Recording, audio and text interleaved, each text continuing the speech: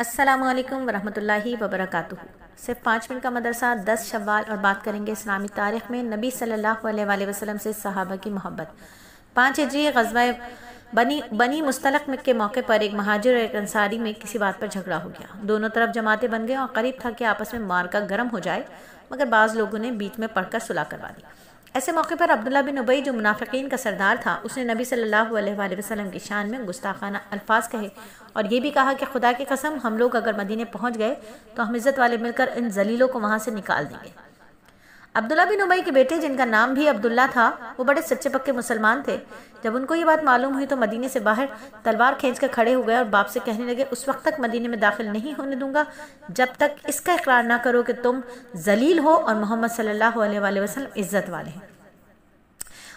اس کو بڑا تعجب ہوا، میرا بیٹا جو ہمیشہ میری عزت اور فرمانبرداری کرتا تھا، آج نبی صلی اللہ علیہ وآلہ وسلم کے خلاف میری بات کو برداشت نہ کر سکا۔ اتنے میں نبی صلی اللہ علیہ وآلہ وسلم کا ادھر سے گزر ہوا تو فرمایا، عبداللہ جانے دو، جب تک وہ ہمارے درمیان ہیں ہم اس کے ساتھ اچھا ہی سلوک کریں گے۔ اور حافظہ کا بڑھ جانا نبی صلی اللہ علیہ وآلہ وسلم کا ایک معجزہ۔ حضرت عثمان بن ابی عاص رضی اللہ تعالیٰ عنہ فرماتے ہیں، میں نے نبی صلی اللہ علیہ وآلہ وسلم سے قرآن یاد نہ ہونے کی شکایت کی تو آپ نے فرمایا، یہ خنزب نامی شیطان کا کام ہے۔ پھر فرمایا، قریب آؤ۔ آپ صلی اللہ علیہ وآلہ وسلم کے قریب آیا۔ پھر آپ صلی اللہ علیہ وآلہ وسلم نے میرے سینے پر ہاتھ مبارک رکھا جس سے مجھے ٹھنڈک بھی محسوس ہوئی اور فرمایا، شیطان عثمان کے سینے سے نکل جا۔ حضرت عثمان فرماتے ہیں، اس واقعے کے بعد میں جو بھی چیز سنتا مجھے یاد ہو جاتی۔ اور وضو میں چمڑے کے موزے پر مسح کرنا، حضرت علی فرماتے ہیں، میں نے نبی صلی اللہ علیہ وآلہ وسلم کو موزے کے اوپر کے حصے پر مسح کرتے ہوئے دیکھا۔ جب کسی نے باوضو چمڑے کا موزہ پہنا ہو پھر وضو ٹوٹ جائے تو وضو کرتے وقت ان موزوں کے اوپری حصے پر مسح کرنا ضروری ہے، لیکن یہ دیکھا جائے کہ موزہ پھٹا ہوا نہ ہو اور وضو کرنے سے پہلے اور کرنے کا طریقہ بھی جان لیا جائے کہ موزے کا مسح کیسے ہوگا، اور وہ جانیں گے ہم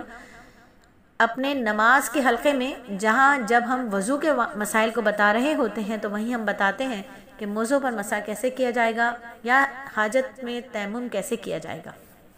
عذر شرعی میں تیمم کس طرح ہوگا اور عذر شرعی کیا ہوگا۔ تو اللہ تعالیٰ ہمارے اس تمام ٹوٹے پھوٹے کاوش کو، تمام ٹوٹے پھوٹے کاموں کو اپنی بارگاہ رحمت میں قبول فرمائے اور ہمیں مزید اخلاص کے ساتھ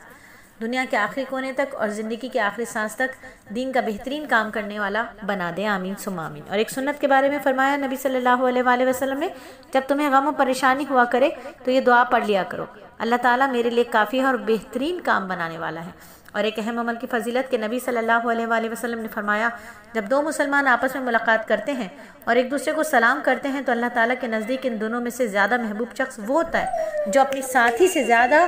خوش دلی کے ساتھ ملاقات کرے۔ جب وہ دونوں مصافحہ کرتے ہیں تو اللہ تعالیٰ ان پر 100 رحمتیں نازل فرماتا ہے،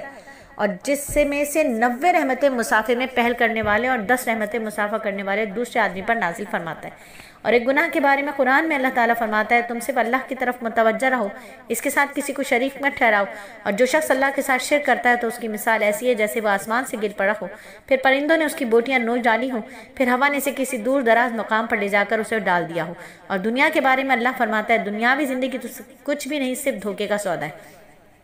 جس طرح مال کے ظاہر کو دیکھ کر خریدار پھنس جاتا ہے، اسی طرح دنیا کی چمک دمک سے دھوکہ کھا کر آخرت سے غافل ہو جاتا ہے۔ اسی لیے انسانوں کو دنیا کی